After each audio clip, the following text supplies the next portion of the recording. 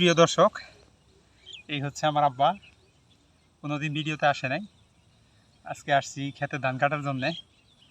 এখন আব্বারে বললাম যে তোমার শরীর যদি দুর্বল, বয়স্ক মানুষ, তাহলে কামলা নিয়ে কাটলেই ভালো হয় না। আব্বা যে যুক্তি দিল আমারে, এটা হই না আমি ধান কাটতে পারাই ফেললাম।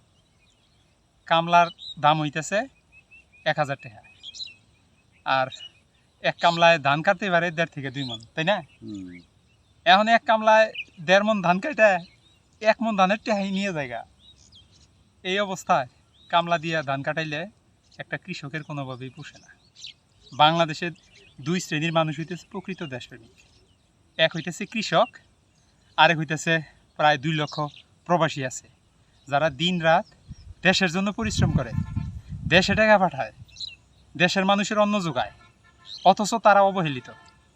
তারা কৃষক তাদের ন্যায্য ধানের মূল্য পায় না, ফসলের মূল্য পায় না, আর বিদেশিরা তাদের ন্যায্য অধিকার পায় না। এখন সকালে আইছি ফজরের পর ধান কাটতে, এই যে পিছনে অর্ধেক ক্ষেত প্রায় কাটছি, কিন্তু যে গরম, তাপমাত্রা এত বেশি, এখন আর কুলাইতেছে না। যাইয়া যেটা খামু, খাইয়া এরপরে যদি শরীর ভাল লাগে তাহলে ধান কাটমু। এখন তুমি কিছু কও। এখন কত হইতেছে, তুমি তো কোনোদিন ভিডিওতে আসো নাই, তোমার দিয়ে ভিডিও করি নাই। এখন আমার অনুরোধ হইতেছে, আমি তো ছোটবেলায় দেখতাম যে তুমি বিভিন্ন জায়গায় গান গাইতে, শিল্পী আসছিলে একটা সময়। এখন এমন একটা গান গাও যাতে আমিও গাইতে পারি, এটা স্মৃতি হিসেবে থাকবো, আমার দর্শক দেখবো, সারা পৃথিবীর মানুষ দেখবো। না, তুমি একটা গান গাও যে তাহলে যাতে আমিও গাইতে পারি। তুমি যেই ধরনের গান গাইছো ওগুলো তো আমি গাই না, আমি গাই ইসলামিক সঙ্গীত, ইসলামিক গজল। এখন গাবার চাইতেছি, সেটা হইলো যে হাকিম হইয়া হুকুম করো, পুলিশ হইয়া ধরো, সর্প হইয়া দংশন করো, ওজা হইয়া যারো। এই গানটা শুরুটা জানি কি হবে।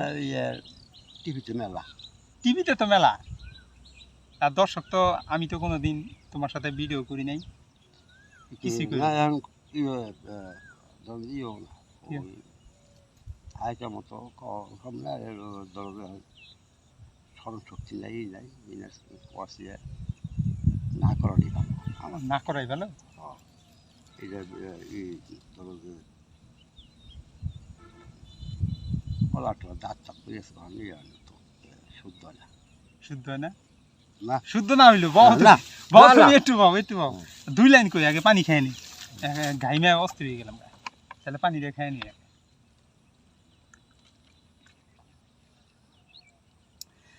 কৃষকের উচিত, সরকার এবং দেশের যারা উচ্চ পর্যায়ে দায়িত্বশীল আছে তাদের উচিত এই সাধারণ কৃষকের কিভাবে উন্নয়ন করা যায়।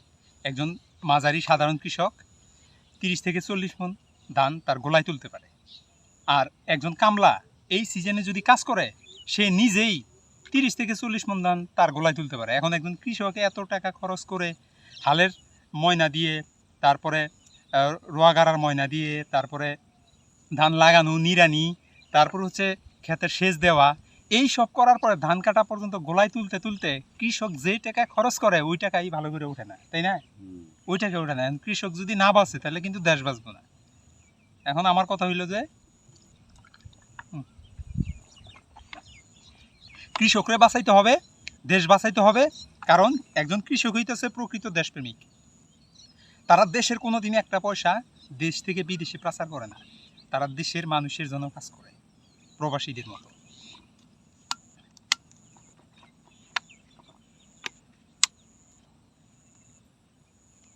বইসের সময় কাটে 1 মিনিট গানটা গায়ে যাও,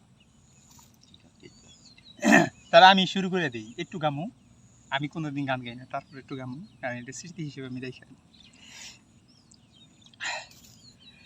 এই যে দুনিয়া কিসের লাগিয়া এত যত্নে গড়াইয়াছেন সাই, এই যে দুনিয়া কিসের লাগিয়া এত যত্নে গড়াইয়াছেন সাই, এই যে দুনিয়া। তারপরে তোমার মনে আছে? তাহলে ছায়া বাজে প্রচুর রূপে বানাইয়া মানুষ যেমনি নাচাও তেমনি নাচে পুতুলের কি দোষ যেমনি নাচাও তেমনি নাচে, যেমনি নাচাও তেমনি নাচে, তুমি খাওয়াইলে আমি খাই, আল্লাহ তুমি খাওয়াইলে আমি খাই। এই যে দুনিয়া কিসের লাগিয়া এত যত্নে গড়াইয়াছেন সাই। এই যে দুনিয়া হাকিম হইয়া হুকুম করো, পুলিশ হইয়া ধরো, সর্প হইয়া ধ্বংসন করো, ওজা হইয়া যারো। আবার গাও হাকিম হইয়া হুকুম করো, পুলিশ হইয়া ধরো, সর্প হইয়া ধ্বংসন করো, ওজা হইয়া যারো। তুমি মারো তুমি বাঁচাও তুমি খাওয়াইলেই আমি খাই এই যে দুনিয়া কিসের লাগিয়া এত যত্নে গড়াইয়াছেন সাই। এই যে দুনিয়া আর আছে গা। তুমি ব্যস্ত তুমি দোজক তুমি ভালো মন্দ তুমি ফল তুমি ফুল তাতে কি আর গন্ধ আমার মনে এই আনন্দ কেবল শুধু তোমায় চাই এই যে দুনিয়া কিসের লাগিয়া এত যত্নে গড়াইয়াছেন সাই। এই যে দুনিয়া। যাক, আমার দর্শক জীবনে কোনোদিন তোমার দেখে নাই। অনেকেই জিজ্ঞাসা করে যে আপনার বাপি কি করে। আমি কই যে আমার বাপ হইতাছে যে একজন প্রান্তিক কৃষক, কিন্তু আমাদের ঠিকই মানুষ করছে।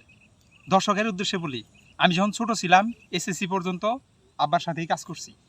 যখন কাজ করার সময় দুইটা আটি মাছ মাথায় বোঝাই বেশি দিত, আমি বলতাম একটা আটি কমাই দাও, তখন আব্বা ধমক দিয়ে কইতো, এই গাবর কি করে খাবি। আমি তখন কইতাম যে আমি চাকরি করে খাবো। এখন চাকরিও করতেছি, আবার ছোটবেলায় ধান কাটছি, ধান কাটাও এখনো পারি। তো একজন কৃষকের ছেলে সব পারে। বাংলাদেশের এরকম বহুত কৃষকের ছেলে আছে যারা সব পারে। তারা যদি এই দেশের উচ্চ পর্যায়ের দায়িত্বে থাকে, মন্ত্রী মিনিস্টার হয়, তারাই এই দেশের প্রকৃত দেশপ্রেমিক হবে, দেশের ভালো করবে। তারা জানে এই প্রান্তিক কৃষকের, প্রান্তিক পর্যায়ে মানুষের কি কষ্ট, তারা ছোটবেলা থেকে দেখছে। দর্শক, আপনার কি মতামত? আমি যেই কথাগুলো বললাম এই কথায় কতটা যুক্তি আছে অবশ্যই কমেন্টের মাধ্যমে জানাবেন। আজকে এই পর্যন্তই, অনেক গরম, কুলাইতে পারতাছি না। আজকে বিদায় নিচ্ছি, আল্লাহ হাফেজ, আসসালামু আলাইকুম। ওঠো।